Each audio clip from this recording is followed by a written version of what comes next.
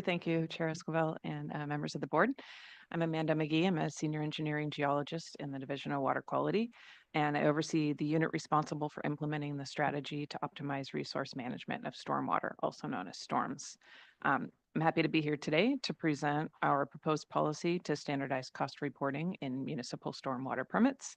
And with me here today is Ms. Annalisa Kihara, also with the Division of Water Quality, and Ms. Catherine Hagan from the Office of Chief Counsel.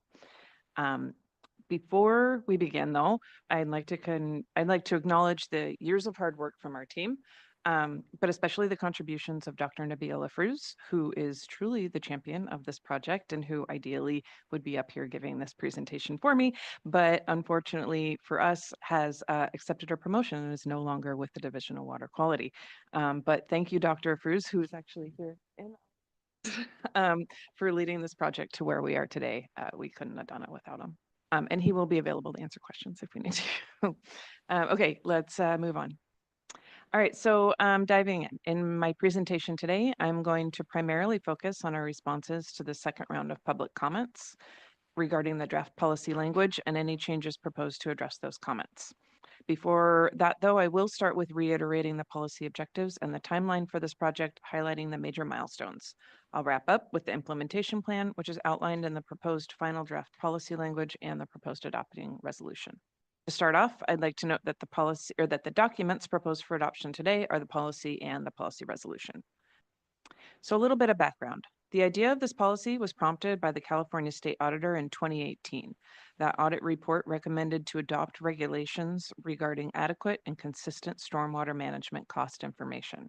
The goal of this policy is listed up here to identify true costs associated with each permit element, to estimate implementation costs for new permit requirements, and to promote transparency through statewide uniform cost reporting. So specifically, the policy accomplishes three things. It establishes statewide cost reporting requirements for Phase 1 permittees and establishes a streamlined version of these requirements for traditional Phase 2 MS4 permittees.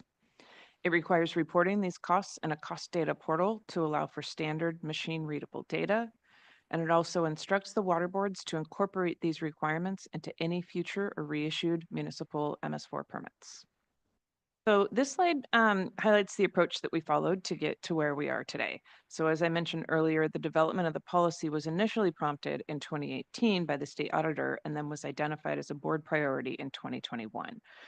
Around this time, Storm staff started a thorough review of MS4 permits and annual reports and also performed case studies with some initial cost categories.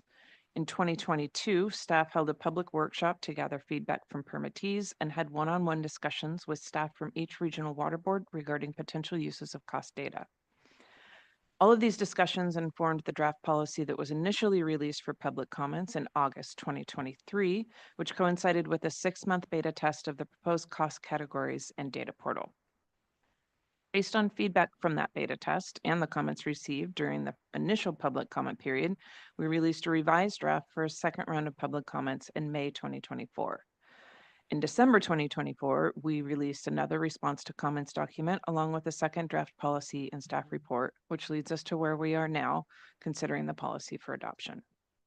So during this second public comment period, we received 15 comment letters from individual permittees, 1 letter from the California Stormwater Quality Association, and 1 from California Coastkeepers.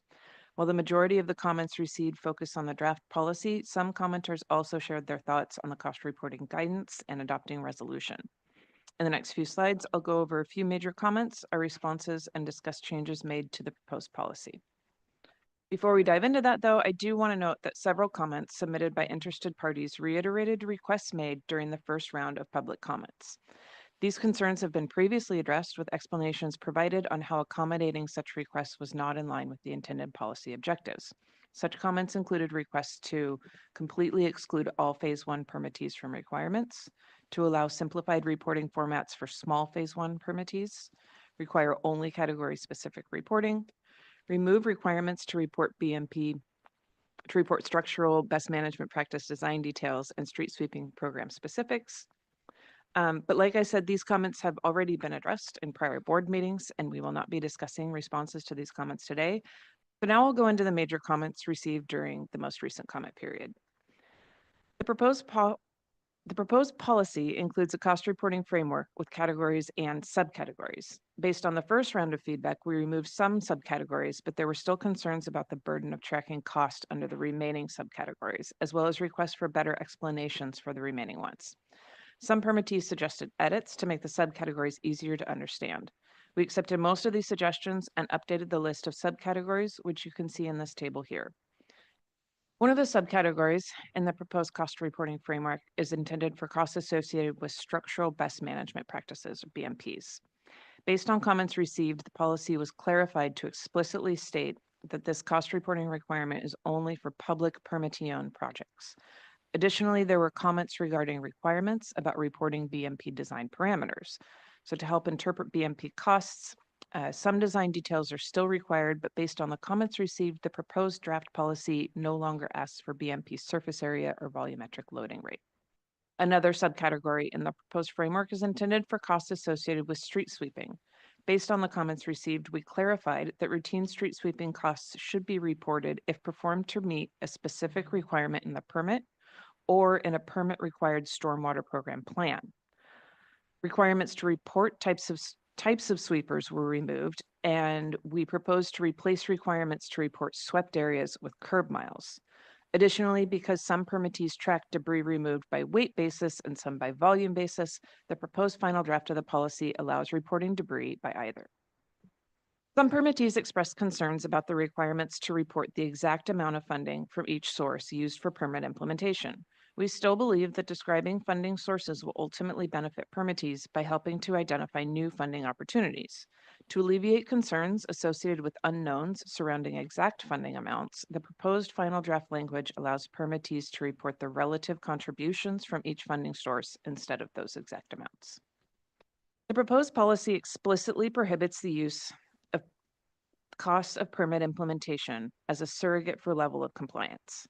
Based on comments received, we have also clarified that in the proposed policy, the financial resources necessary to comply with the permit shall not be used to justify non-compliance. We believe that this proposed change strikes a balance between the potential uses of the cost data by both the permittees and the water boards. Based on the feedback during the first round of public comments, we developed a cost accounting and we developed a cost accounting and reporting guidance document for the proposed policy. It's intended to be a living document for informational purposes only and does not establish any new requirements or interpretations of the policy or regulation. During this most recent comment period, we received a number of comments on the current draft of this guidance document. These comments have been noted and will be considered when preparing the revised version of the document after a final adopted version of the policy is available. Some permittees expressed concerns that the proposed policy is an unfunded state mandate. The Commission on State Mandate has the authority to determine whether a permit requirement is an unfunded mandate.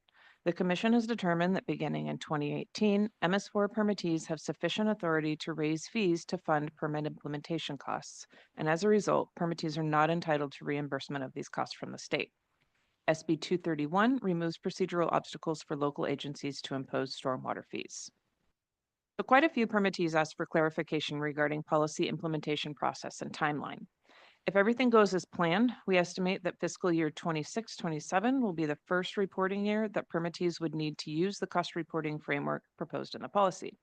So cost tracking would start on July 1st, 2026, and reports would be due in late 2027. Permittees also asked about the plan for transitioning into the new reporting system. The mechanism we propose is an issuance of Water Code 13383 orders. Such orders would require all Phase 1 MS4 permittees to report costs of implementing their permits consistent with the proposed policy. Reporting requirements for traditional Phase 2 permittees will be incorporated into the statewide Phase 2 permit upon reissuance. So now how are these orders going to work, and how are we addressing concerns about duplicative reporting? So based on our review, permittees from 6 regional boards can comply with a 13383 order with no additional burden. 3 regions, you guys are going to have to bear with me here. 3 regions, the Lahontan, Colorado River Basin, and the Santa Ana regions don't currently prescribe any specific reporting format. So for these regions, the proposed format in the policy will be the only one that they need to follow. Permittees from North Coast, Central Valley, and San Diego regions are in a similar position. These permits do mention some specific categories for cost reporting, but they're already subsets of what's in the proposed policy. So, for example, the Central Valley MS4 permit asks for broad operation and maintenance costs. The proposed framework covers that. So permittees can use the new framework and meet requirements of both the policy and their respective permits. Now, the San Francisco, Central Coast, and Los Angeles regions are where we see potential challenges. While there are strong similarities in the cost reporting requirements for these regions, the formats are not identical. That means the proposed framework alone won't fully meet their permit needs unless regional boards take regulatory action to align with the policy. So for these regions, we plan to issue region-specific 13383 orders, which will include crosswalk tables intended to map permit-specific requirements to the new framework. The goal is to reduce the burden of preparing two separate reports and to streamline the process for the permittees. We're confident that the crosswalk will be helpful as there are high similarities between the proposed format and the existing permit requirements. Multiple comments requested to include language into the policy or adopting resolution that commits to a future review of the policy. California Water Code Section 13143 requires the Water Board to periodically review all state policy for water control and to revise if necessary.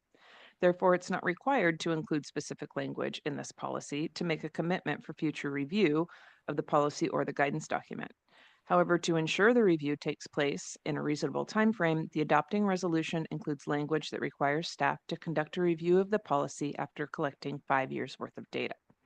Such review would include an assessment on the lessons learned from policy implementation, and the findings may be presented to the board for any recommendations for amendments to the policy.